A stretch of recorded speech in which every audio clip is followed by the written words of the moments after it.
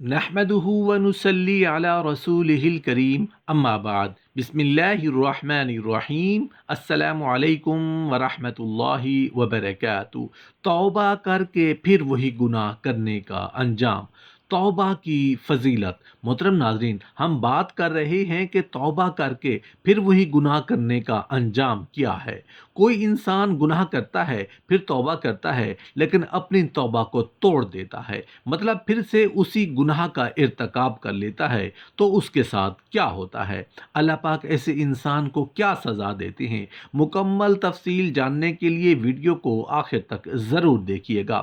محترم ناظرین، اللہ تعالیٰ کا فرمان ہے کہ تم توبہ کرو، میں تمہارے گناہ معاف کر دوں گا۔ گناہوں کو اللہ کیسے معاف کرتے ہیں؟ حدیث قدسی ہے کہ اے آدم کے بیٹے، اے انسان، اگر تیرے گناہ اتنے زیادہ ہو جائیں کہ ساری زمین بھر جائے، پھر زمین کے اوپر جڑنا شروع ہو جائیں اور آسمان تک پہنچ جائیں، اتنے گناہ میرا خیال ہے کسی کے ہو نہیں سکتے، لیکن پھر بھی اللہ تعالیٰ اپنی رحمت اور بخشش کو کیسے واضح کر رہے ہیں کہ ایک انسان، ایک بندے کے گناہ اتنے ہو جائیں کہ آسمان تک پہنچ جائیں، اور پھر کیا فرمایا؟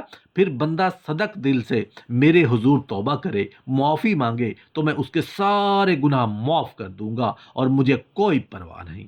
اللہ تعالیٰ کیا فرماتے ہیں کہ مجھے کوئی پرواہ نہیں ہے، میں تمہارے سارے گناہ معاف کرتا ہوں۔ ارشاد باری تعالیٰ ہے، اور جن لوگوں نے نادانی سے برا کام کیا، پھر اس کے بعد توبہ کی اور اپنی اصلاح کر لی، تو تمہارا پروردگار ان کو توبہ کرنے اور اپنی اصلاح کرنے کے بعد بخشنے والا اور ان پر رحمت کرنے والا ہے۔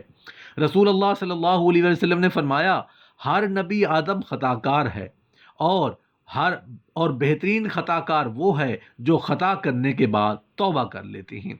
آج کے فتنوں بھرے دور میں گناہوں سے بچنا ممکن تو نہیں، لیکن انتہائی مشکل ہو گیا ہے۔ نہ چاہتے ہوئے بھی انسان گناہ میں مبتلا ہو جاتا ہے، اور بعض گناہ وہ جان بوجھ کر قصدن کرتا ہے، لیکن بعد میں ندامت و شرمندگی بھی ہوتی ہے۔ رسول اللہ صلی اللہ علیہ وآلہ وسلم نے یہی ادب ہمیں سکھایا ہے کہ اگر گناہ ہو جائے تو اللہ تعالیٰ کی طرف رجوع کیا جائے اور اپنے گناہ میں شرمندگی و ندامت کے ساتھ استغفار کیا جائے، اور ساتھ ہی یہ بھی فرما دیا کہ اللہ تعالیٰ وہ کریم اور غفور ذات ہے جو توبہ کرنے اور معافی مانگنے پر خوش ہوتا ہے اور معاف فرما دیتا ہے۔ لیکن اس کا مطلب یہ نہیں کہ انسان اپنی مرضی سے خوب گناہ کرے اور پھر توبہ کر لے، بلکہ مطلب یہ ہے کہ وہ کوشش کرے کہ گناہ نہ ہو، بلکہ اگر ہو جائے تو توبہ کر لے۔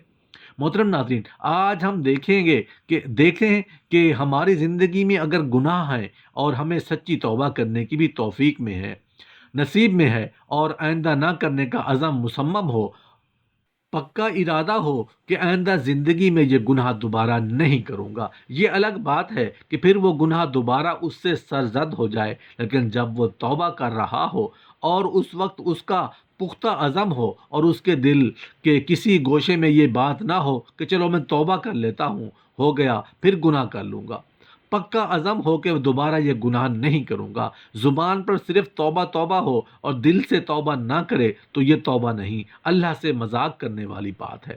اور جو اللہ سے مذاق کرتا ہے وہ کہاں کھڑا ہے، وہ خود سوچ لے۔ توبہ کی اور پھر توبہ کی اور پھر توبہ کر کے توڑ دی، ایسی توبہ توبہ نہیں ہوتی جو آپ رسماً کسی مجلس یا اجتماع کے اندر کر لیں۔ توبہ وہ ہے جو گناہوں سے بچنے کا پختہ ارادہ کیا جائے۔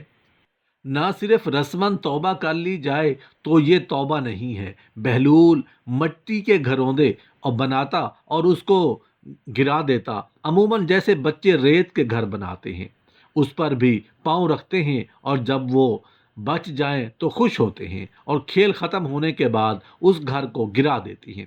بہلول بھی اسی شغل میں مشغول تھا۔ بادشاہ گزرا تو پوچھا کہ بہلول کیا کر رہی ہو؟ ہنس کے کہا، جنت کے مکان بنا رہا ہوں۔ کہا، بیچتے ہو؟ ہاں بیچتا ہوں۔ کتنے کا؟ 10 درہم کا، سیل لگائی ہوئی ہے۔ بادشاہ مسکراتے ہوئے گزر گیا۔ دیوانہ ہے، مجنون ہے، اپنی موج میں لگا ہوا ہے۔ پیچھے سے ملکہ زبیدہ بھی آ رہی تھی، اس نے بھی پوچھا، بہلول کیا کر رہے ہو؟ کہا کہ جنت کے مکان بنا رہا ہوں۔ کہا، بیچتے ہو؟ کہا ہاں، 10 حرم کا بیچ رہا ہوں۔ اس نے 10 درہم نکالے اور بہلول کو دیے۔ بہلول نے وہ 10 درہم لے کر دریائے دجلہ میں پھینک دیے۔ बहलूल ने एक गरौंदे के गिर्द, मकान के गिर्द दायरा लगाया और कहा कि ये तेरा हुआ। मलका गुजर गई, बादशाह भी चला गया। शाम को बादशाह सोया मंजर जागा और हशर का दिन है, फिर जन्नत का मंजर है। जन्नत में बड़े बड़े खूबसूरत मकान हैं। एक मकान तो बहुत ही अच्छा लगा, जी चाहा कि उस मकान को देखूं।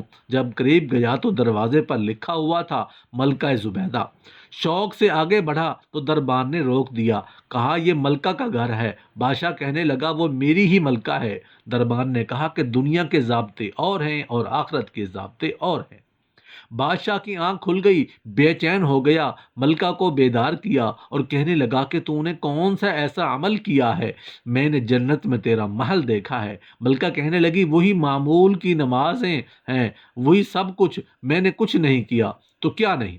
हाँ, याद आया, कल गुजर रही थी, दजला का किनारा था, वो जिसे लोग मजजूब कहते हैं, बहलूल कल जन्नत के घर बना रहा था, वो बेच रहा था, तो मैंने उससे 10 दरहम में मकान ले लिया था। वो सोचा था कोई बात नहीं, 10 दरहम क्या होते हैं, चलो गरीब का भला हो जाएगा।